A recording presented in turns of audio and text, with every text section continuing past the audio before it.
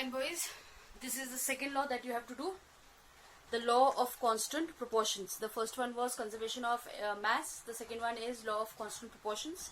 This law says that in a chemical substance, the elements are always present in definite proportions by mass. A chemical substance means a compound. When a compound is formed, the elements that are present in the compounds will always have a definite proportion by mass. Right? Now when I'm saying by mass, we are talking about the mass of the elements that are present in the compound, and for this you need to know the mass number.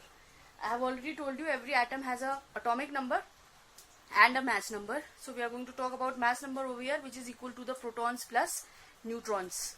Right? Now I'm quickly telling you how to find out the mass of the elements that are present in the compound. Let's take the example water, H2O. Now we are finding out the mass of the elements that have combined to give you the compound water. Two elements you already know are hydrogen and oxygen. So one is hydrogen and the other one is oxygen. Fine. Now how you are going to do that? I am writing the formula on the right hand side, my right hand side. See very carefully. You are going to find it out by mass number into the number of atoms. This is the formula.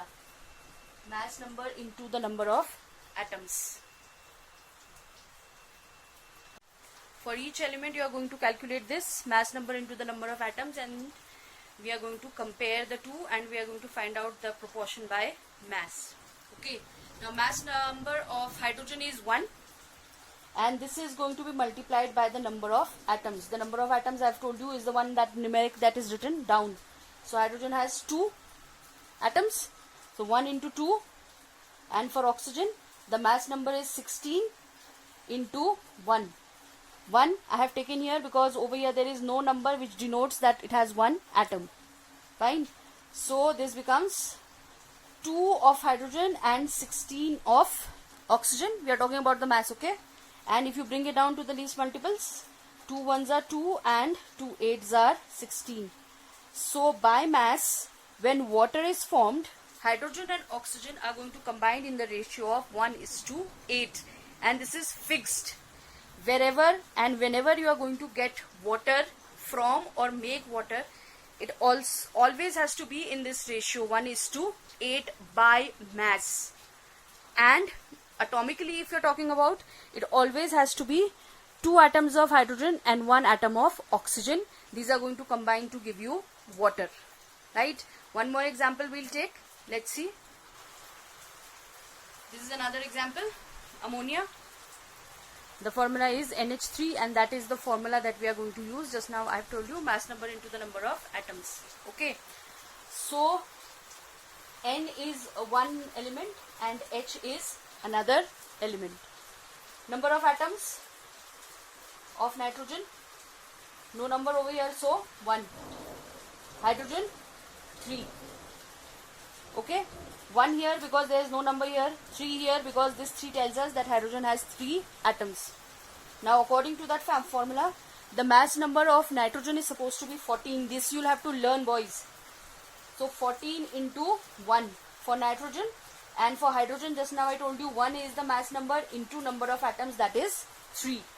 So this goes 14 is to 3 1s are 3. Now we cannot bring this down to least multiples. So when nitrogen and hydrogen, they combine in the ratio of 14:3, the product that they give you is ammonia. So a chemical substance that we are saying over here is ammonia. The elements that we are saying over here are supposed to be nitrogen and hydrogen. And when we say they are present in a definite proportion by mass, we mean that they'll always be present in the ratio of 14:3. If this ratio changes, the product that we are going to get, it will not be ammonia, it's going to be something different. So as per the law of constant proportions, when a chemical substance is formed or when a compound is formed, the elements will always remain the same and the mass by which they combine will always be the same. This cannot change. Clear, everyone? Now look at this. This is your question 2, NCERT book, page number 33, which says that hydrogen and oxygen, they combine in the ratio of 1:8 to produce water. If we are using 3 grams of hydrogen, how much oxygen will be needed to produce water? Right? Now this question is in accordance to the law of constant proportions, which tells you that this ratio should be the same if the product has to be produced same.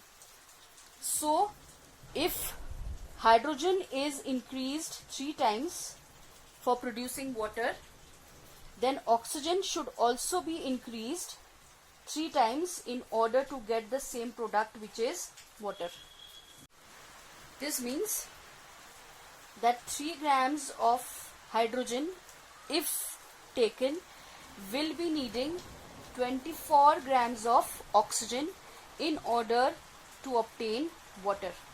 Right? If we cut these down, 3 ones are 3 and 3 8s are 24. So the ratio comes back again to 1:8. Right? So this is going to end the class, and this is your homework for today.